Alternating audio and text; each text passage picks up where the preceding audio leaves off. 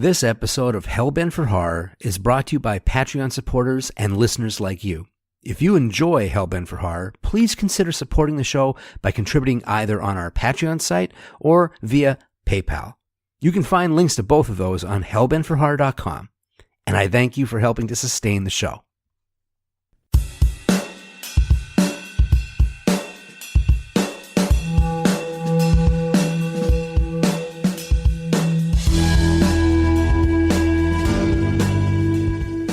Hi, and welcome to Hellbent for Horror, a podcast devoted to all things related to horror. I'm S.A. Bradley, and I'm a lifelong movie lover, but my heart belongs to horror. My biggest thrill, however, is getting to talk to people about this stuff. I really want to start conversations with you. Before I start the show, I wanted to thank those of you who have spent time writing me emails and sending me messages to talk about movies. I started doing this as an outlet to allow me to start conversations about all things horror. It's fun to tell my stories, but hearing your stories and your passions are the real gifts here. I heard from Will Forsyth in Texas, who is a lifelong film junkie but relatively new to horror. His first kiss was the dread he felt watching The Shining in his junior year at college. Now, he's a post-grad with a film degree and spends way too much time watching horror films. Is that even possible, Will? I will be at Texas Frightmare Weekend in Dallas at the Hyatt Regency on May 5th through the 7th. Will let me know he's taking the plunge, and Texas Frightmare is going to be his first ever horror convention. So, Will, if you see a guy wearing a Hellbent for Horror t-shirt, it's probably me. Feel free to say hello and strike up a conversation, and that goes for any other listeners out there too. And for my listeners in LA, I'll be at the Egyptian Theater in Hollywood on June 3rd for the Etheria Film Night 2017, a special presentation of the American Cinematheque.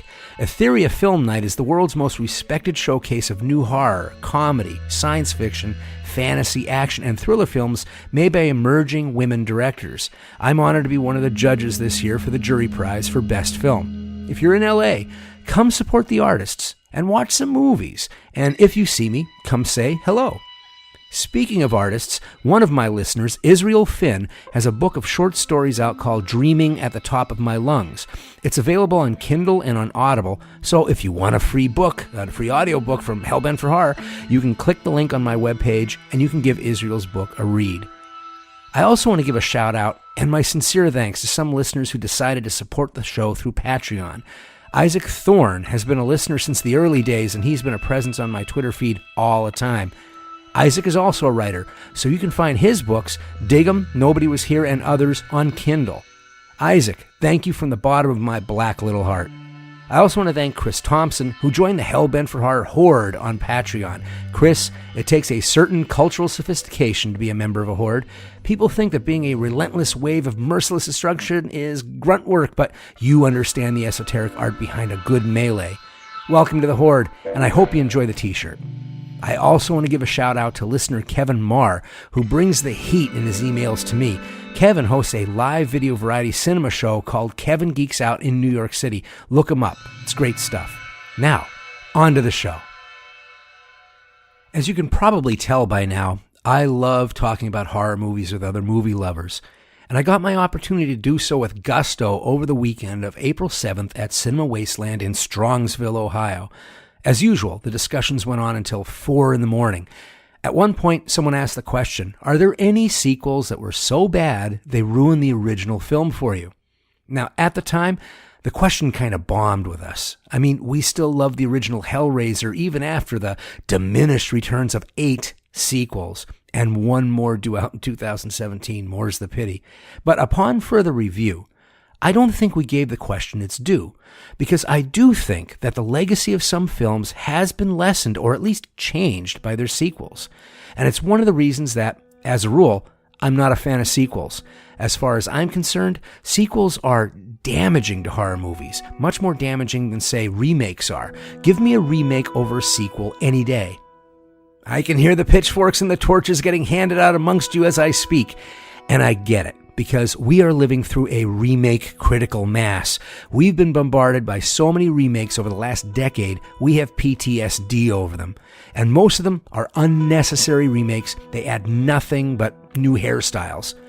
Most of them, but not all of them. And if you're not watching these movies because they are remakes, you're missing out. Now, before I go on, let me clarify a few things. First and foremost, what I really want are brand new horror movies with original ideas. But if that's just too much to ask for, give me a remake over a sequel. Now, there's a couple reasons I feel this way. First, multiple sequels can burn out the enthusiasm for the first movie, even if it has a great idea at the center.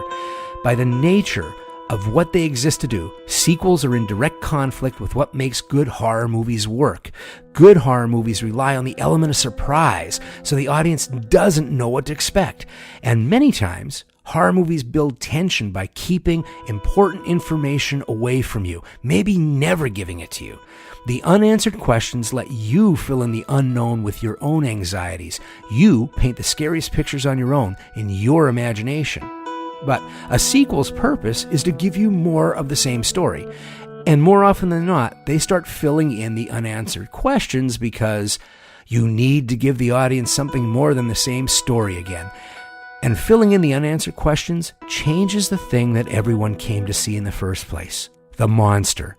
The more you know about the monster, the less scary it is.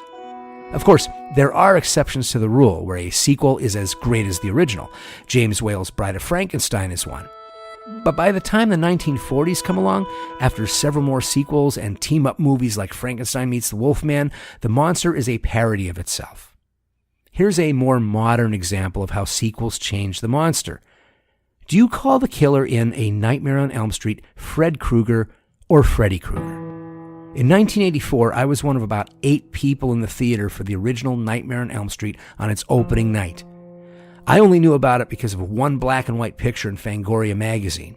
But when the movie ended, the 8 people in that theater were exhilarated, freaked out, and ready to drag every friend they could find to see this movie. There was nothing funny about Fred Krueger, a child molester who was burned alive in an act of street justice.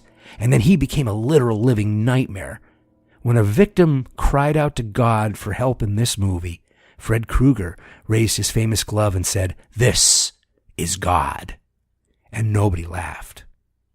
Now, it has a totally different feel and mood than Welcome to Primetime, Bitch from the sequel, The Dream Warriors. Now, it's all a matter of taste, really. There are many people who prefer the Freddy Krueger of Dream Warriors and that movie to the original Nightmare.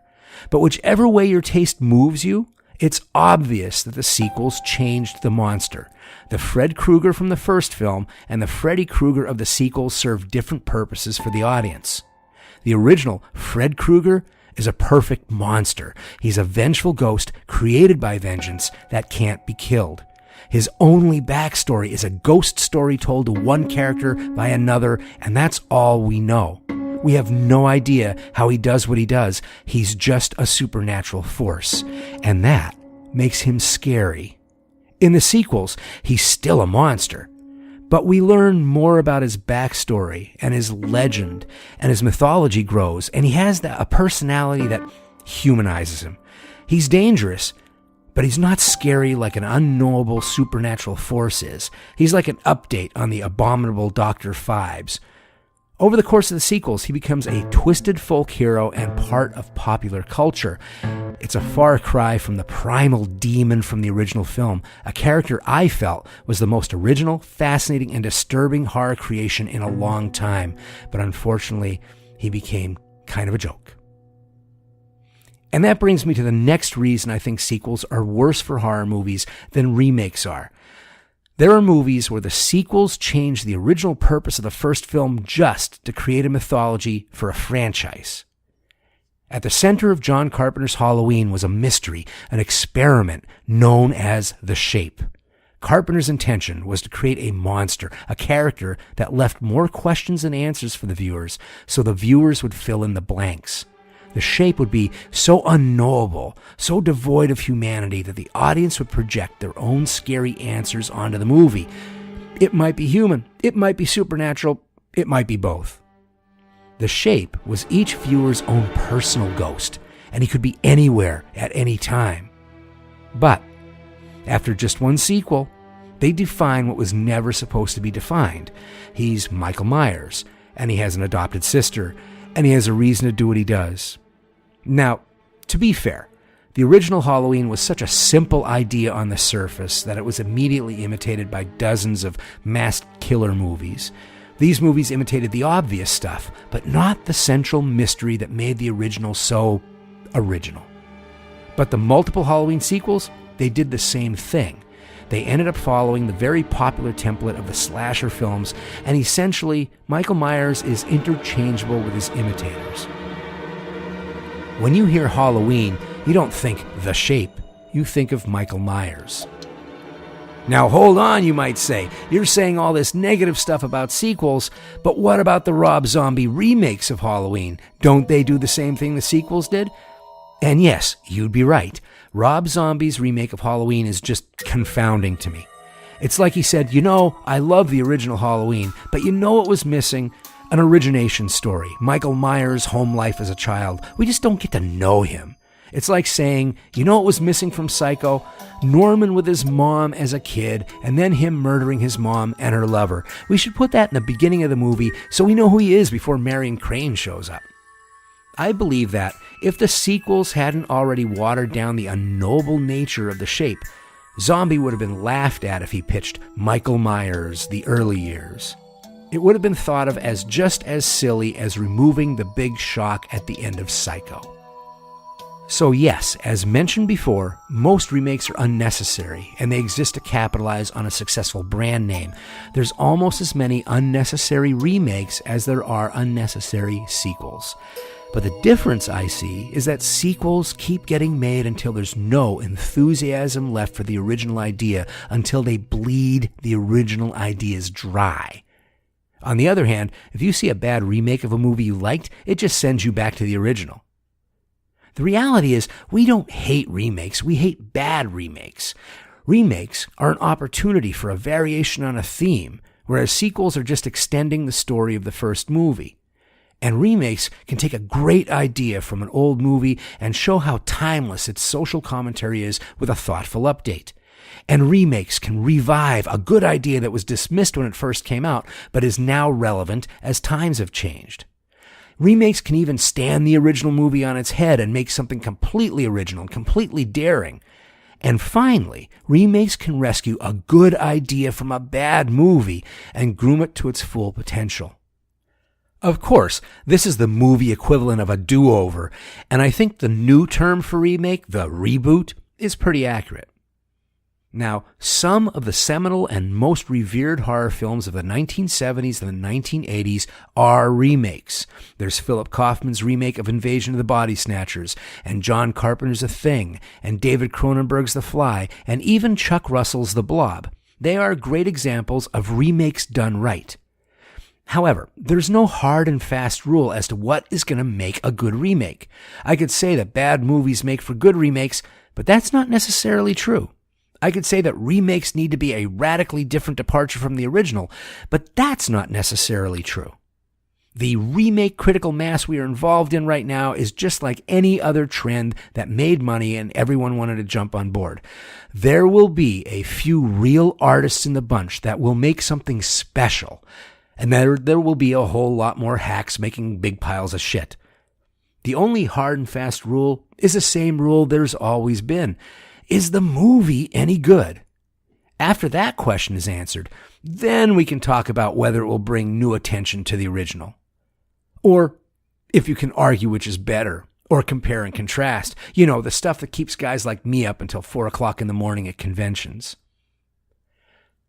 So in my best of list of remakes, there are some movies that I do think do great homage to the original. There are those that make the list because they're such a unique interpretation of the source material. There are some that I think the remake and the original would make a good double feature. And there are some that I think are an improvement on the original film. And yes, I know that's a slippery slope, and people are very protective of the original films. At the very top of the remakes list are the ones I mentioned before. And I've spoken about both John Carpenter's The Thing and David Cronenberg's The Fly on previous episodes, so I won't belabor the point for long-time listeners. What I will say is that The Thing is a complete departure from the original film in both style and mood and is now considered a masterpiece. But the most important accomplishment that makes it a great remake is that it recovered a brilliant idea from the original short story Who Goes There by John W. Campbell. The idea of a shape-shifting alien and the themes of paranoia and identity loss didn't fit what Howard Hawks wanted to say in his original movie, so it was dropped. But that idea from the Campbell story has become one of the most copied and influential plot devices in horror and science fiction, and it was popularized by the remake of The Thing. With The Thing, the original and the remake are both very good films and very influential. With David Cronenberg's The Fly, the remake does such an intelligent expansion of the good idea from the original film, it's a revelation, and it makes the original look pretty hokey. Now, I know this might anger some people, but I don't think the original The Fly from 1958 is very good, quite honestly. It's not just the absurdity of the science in the film, where a man and a fly exchange heads and a hand, although that's a big part. It's also really stilted and boring until the big scene. And that is a big scene. It is one of the creepiest scenes in horror history. The reveal of the fly head on the scientist and the POV shot of his wife screaming. It still holds up today. And I'm sure that's the reason anyone even thought about a remake. The central idea of Cronenberg's version is the same, but he crafts the story like a scientist, adding as much believable science and believable doubt around the absurdity. He crafts the story into an invisible invasion that is grounded more in fatal diseases than it is science fiction, and that packs a wallop. There's plenty of Cronenberg's body horror on display, but the reason that it's such a successful remake is because of another transformation that happens. It's a transformation of Cronenberg as well. Now, Cronenberg is one of the great visionaries of horror, and his early movies could make your skin crawl and blow your mind for 90 minutes. But his early films had an intellectual distance to them. Cronenberg's transgressive ideas engross us as much as we are grossed out by the gore in those movies. But because of that, we are more observers to the nightmares than emotionally invested. We're intellectually invested. Great ideas. His early films are full of social commentary and satire, but there's not a lot of pathos. The Fly is a turning point for his storytelling style. We spend time with fleshed out, funny, and flawed characters before we enter the realm of body horror. And because of that, and because of the theme of, say, a loved one dying from a disease, we bring our own pain and our own fear to the movie. The Fly gives us a new take on a really good idea, and it gives us a new Cronenberg as well. Philip Kaufman's remake of Invasion of the Body Snatchers is possibly the greatest example of how a thoughtful update can show the timelessness of a great central idea, and how a great idea can be so malleable that it can fit into changing social climates. It is funny that a story that can fit into several different metaphors and social commentaries over different decades is about an organism that invades by fitting in. The original Invasion of the Body Snatchers still holds power thanks to the tight script and the direction of Don Siegel, who keeps the pace moving and the tension building. It is also famous as the sci-fi horror film that has the strongest social commentary metaphor at its center. Strong, that is, except that there are at least two interpretations that are commonly held. One that is a cautionary tale about communism entering the American culture, and the other is a commentary about the forced conformity of the 1950s. To Don Siegel's credit, he keeps the subtext below the text, and both interpretations work. But Philip Kaufman keeps that great idea at the center of the original from becoming a dusty chapter of film history, because Kaufman breaks the great idea out of its original decade and its dated metaphors and shows that a great idea can handle multiple interpretations and defy any single interpretation. The story idea is the same, but Kaufman moves the location from a sleepy California town in the 1950s to San Francisco in the late 1970s. The movie is all about the isolation and the alienation and the paranoia that city life can bring on people, and how cities and neighborhoods change in ways that can leave longtime residents feeling like strangers in their own town. Which makes San Francisco in the late 1970s a brilliant choice. San Francisco is a city that has a major migration and gentrification every decade, and native San Franciscans have been bemoaning the changing character of the city for as long as there's been a city. Another reason that San Francisco in the late 1970s was perfect for this movie is that it was a mecca for new age, self-help, and self-absorbed gurus. Newsflash, it still is. You may ask, how can an invasion take hold in a major metropolitan city without even being noticed? Have you ever gone to a city and just sat downtown by a busy street corner? Outside of traffic noises, it is eerily silent. There are people everywhere, but very few people speak or even make eye contact, because everyone is isolated from each other, even on a crowded sidewalk. And Philip Kaufman's film lives in those eerie and lonely and alienating silences. This movie makes you nervous with the silences. And then he breaks the silence with the most horrible alien scream ever put to film. All the characters are either isolated by being overworked, or they're in a bad relationship, or the self-absorption of self-help has got them, or they isolate out of paranoid conspiracy theories. By the time the characters start banding together, the invasion is already in full force. The invasion grows in the silences and the lack of eye contact. Philip Kaufman's Invasion of the Body Snatchers is one of the best remakes ever made. Chuck Russell's remake of The Blob is the forgotten body horror movie of the 1980s, and I will say that upon watching it again for this podcast, some of the green screen effects haven't aged as well as I hoped, and it is very 1980s in its delivery. But I think that Frank Darabont's script and Chuck Russell's direction effectively make the creature of the Blob creepy again. I've always thought that the Blob was one of the scariest monster creations ever, but the 1958 film has become a campy MST3K movie over the decades. It doesn't help that it has a goofy theme song and features Steve McQueen trying to act like a teenager. But even with all of that camp, the first kills of the Blob in that film are still creepy and effective.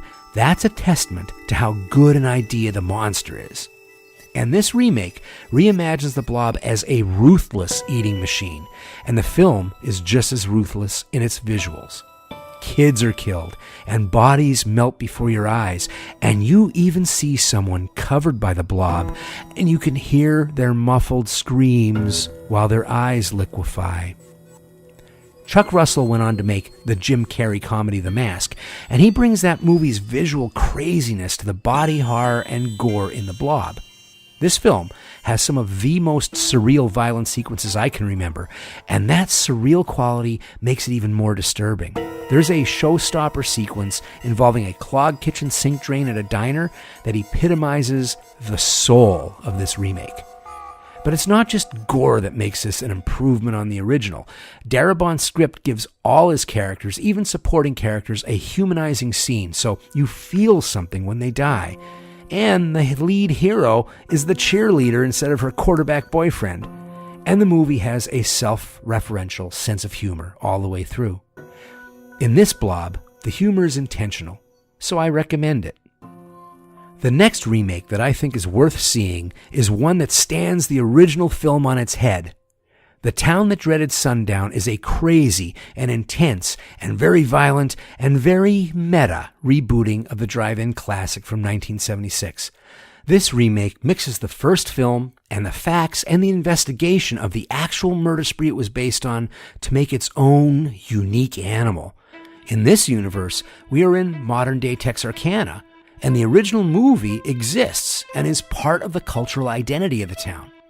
In fact, the original film is showing at a drive-in while someone is copycat killing a teenage couple in the same manner, just out of earshot of the audience that's watching the movie. How's that for meta? I was struck at how well this movie kept a sense of place, a town that is in 2 different states and has 2 different police forces and 2 different governments, and how it is a place with 2 points of view about the real killings and the movie that was based on them. Some want it to disappear. Others can never forget. The original film has a strong cult following, and there's a strong true crime following for the actual Texarkana Moonlight Murders, which it's based on.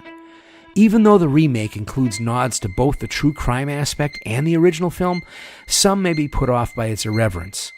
But I think this is a smart and loving remake that respects the original and acknowledges its deficiencies. And now, let's talk about a remake of a remake.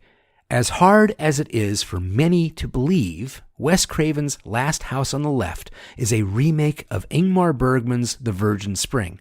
Wes Craven updated the story from 14th century Sweden to 20th century Connecticut, and in the process, shook the movie-going public with an unprecedented sadism and sexual violence. Even today, the rape and torture scenes in that film are profoundly disturbing. If you've listened to episode 5 of Hellbent for Horror, you've heard my reservations about Craven's Last House on the Left. On one hand, it has one of the most sublime and brilliant moments in horror film history, a moment of shame and guilt after the carnage. It is really amazing. But, on the other hand, I find the goofy, hippie humor that Wes Craven uses in a film about rape and murder both insulting and smug. It makes the film feel amateurish, and it cheapens the emotions Craven just put you through hell to create. That's not the case with Dennis Eladius' 2009 remake. It never reaches a sublime moment as good as that one scene in Craven's version, but as a gripping, intense, and well-acted horror film, it is worthy of inclusion.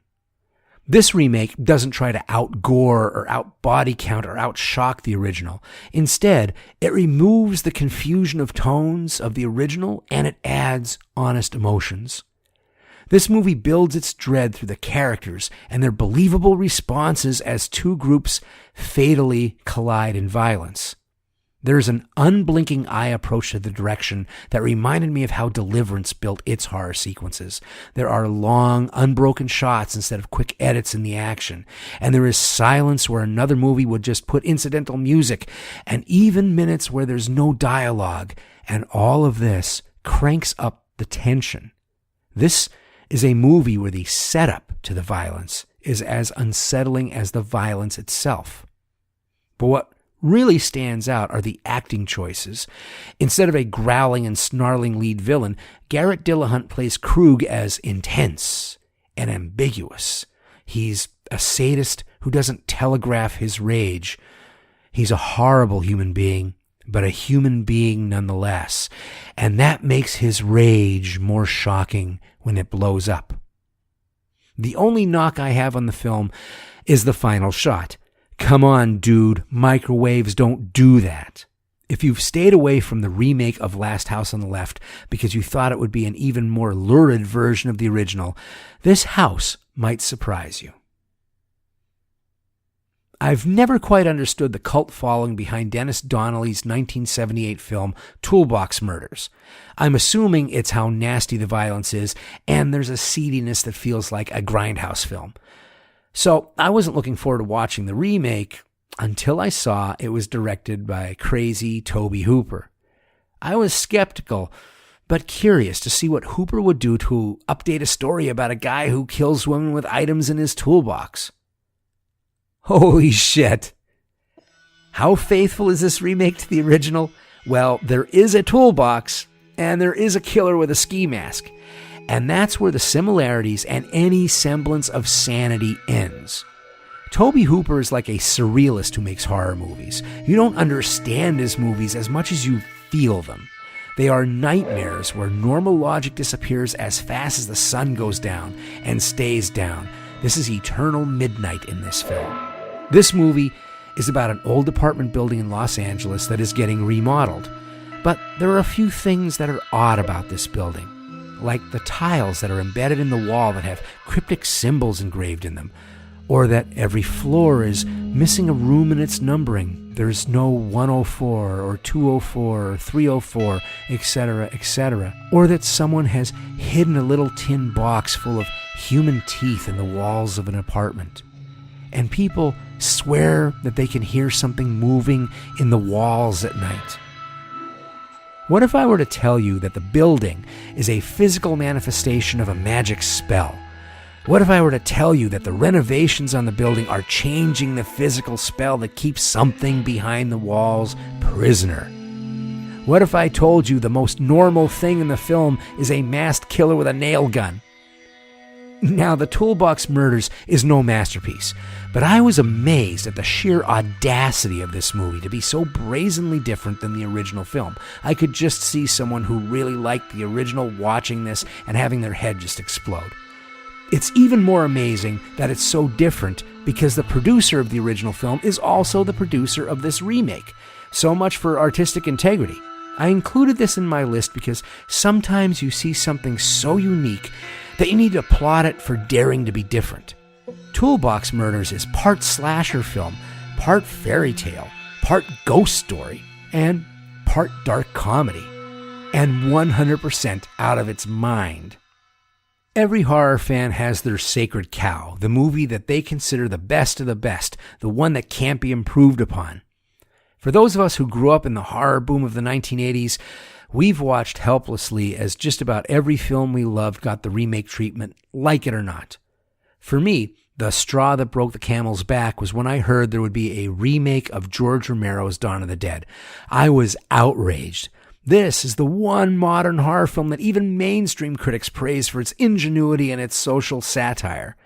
This is the movie that pushed on-screen gore to new limits and cemented the zombie in popular culture. And it made George Romero a maverick hero, an independent director who made his movie on his own terms. This aggression will not stand, man. But of course, the movie did get made in 2004, and after I went through the phases of grieving, I went to see it for myself on opening night, and I went there ready to tear it apart with no mercy. And goddamned if it isn't included on this list of remakes worth seeing. The first 15 minutes of Zack Snyder's remake may be the most exhilarating and perfect 15 minutes in a horror film since the opening sequence in Halloween. It was a violent and shocking and visually complex punch to the nose, which set a mood and tone that had me pushed back in my seat and then had me leaning forward in attention. It was topped off with one of the most efficient and smartly edited title sequences I've seen in a long time. So good, its mood and style were copied in several horror films after it. The titles effectively evoked post-9/11 dread by showing images that reminded us that Al-Qaeda was a real-life swarm of monsters who couldn't be reasoned with. And it evoked that moment right after 9/11 when our government was shocked, caught unprepared, and without any answers. In the movie, the head of the CDC is holding a press conference, and his answer to all of the questions is a stunned, "We don't know." "Sir, are they dead?" The head of the CDC pauses, and then he says blankly, "We don't know." Chaos erupts in the press conference, and cue Johnny Cash singing "When the Man Comes Around." And just like that, we are in the apocalypse. Now, it's not as good as the original, but it was much better than I would have ever expected. The script by James Gunn was clever, and I think the ensemble cast worked better than the 4 characters that Romero gave us. I know that's heresy, but with the multiple characters, we're able to get a cross-section of America, and it lets us see some different reactions to the apocalypse. There are those who hold out hope. There are those that think that military might will win out. There are those who know the game is over from the start. Now, with that said, I'm more of a Romero slow-walking zombie guy, but I must say that the way they established the fast-moving zombies made me begrudgingly accept them. As for the social commentary and satire, well, that's gone. To be fair, the original commentary about consumerism making zombies of us has already moved from satire to dumb reality. That ship has sailed years ago. However, I saw a subversive commentary that might have been unintentional. In the original film, our heroes make a fortress out of the mall, which seems to give them everything that they would want. But soon, they become disillusioned as the creature comforts don't equate to a full life. In the remake, however, we are treated to a punk rock montage of everyone enjoying the pointless riches that the mall can give them. And then, We see our group congregating at a Starbucks as if it were just another day. And we see the group picking stores to become their own homes, and they're even decorating them. And we even see two people having a heart-to-heart conversation as they walk down the hallways in the mall as if it were a neighborhood sidewalk on a normal day. And I thought, this is our new modern life, isn't it? When disaster comes, we shrug our shoulders and make our new normal out of whatever is left for us. 2-hour wait at the airport to get through TSA? I'll bring a book. Bank collapse? We keep calm and carry on, right? There's no fight. There's only resignation and adaptation. We make the best of the smaller boxes that we are given to live in, as long as there's still coffee. There are a few other remakes that I'll recommend quickly. Let Me In, directed by Matt Reeves, is a remake of the fantastic Swedish film Let the Right One In. I recommend you watch the original, but the remake is also quite excellent. It's the story of a bullied 12-year-old boy who is befriended by an ageless vampire who inhabits the body of a 12-year-old girl.